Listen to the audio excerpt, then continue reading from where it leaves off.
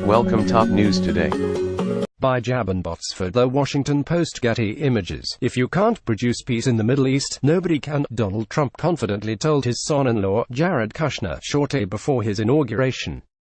All my life I've been hearing that's the toughest deal to make, but I have a feeling Jared is going to do a great job.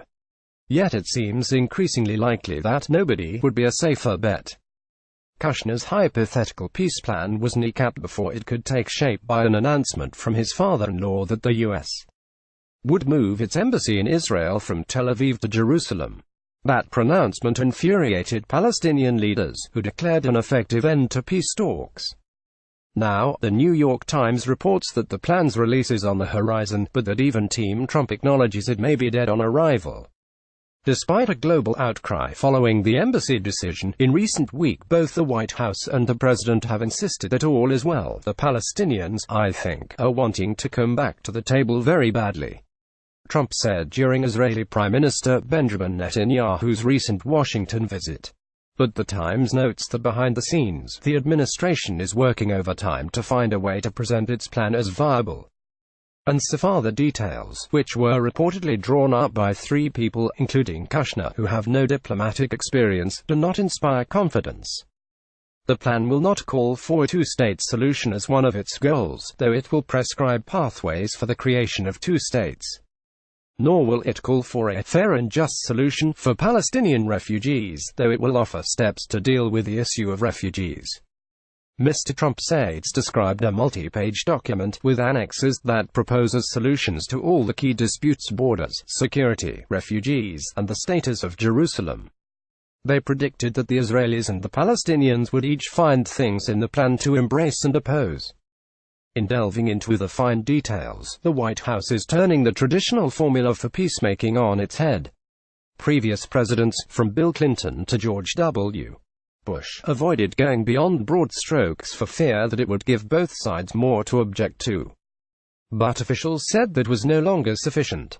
The administration's recent stumbles on the Middle East front have made it even more likely that Kushner's plan will fall flat.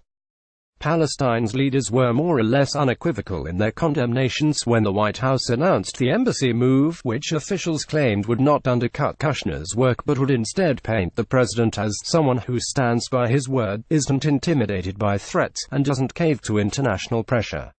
There is no way that there can be talks with the Americans, Palestinian official Hanan Ashrawi said at the time. The peace process is finished. They have already preempted the outcome. They cannot take us for granted. To prime the pump, the White House will hold a conference on Tuesday to pass the humanitarian crisis in Gaza. By the Times, the Palestinian Authority has already announced that it will boycott the meeting. Meanwhile, Trump and Kushner's closest Israeli ally, Prime Minister Netanyahu, may soon be indicted on several counts of fraud, making him less inclined to make concessions to Palestine so as to avoid alienating his hardline right base. Nor is Netanyahu exactly sold on the details that have been hammered out thus far. There is no concrete U.S. peace plan on the table, Netanyahu reportedly told his cabinet after he spent last Sunday in talks with Kushner and his team. "I'm not saying there couldn't be one in the future, but right now there is none." It's further unclear how Kushner will continue to spearhead the peace effort, considering his security clearance was downgraded last month to a level below the White House calligraphers, cutting off his access to sensitive documents. Though the White House insists Kushner will be able to do his job without a high-level clearance, he's going to continue to do the work that he's done over the last year.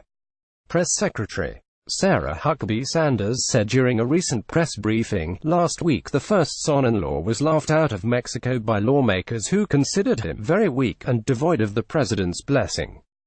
Though Israeli officials with whom Kushner has a good relationship are less likely to air their doubts so publicly, doubtless similar conversations are occurring behind the scenes. For Kushner, who's standing in the White House, has gone from bad to worse. Simply releasing the plan and hoping that the Palestinians don't instantly reject it may be the best in a lineup of bad options.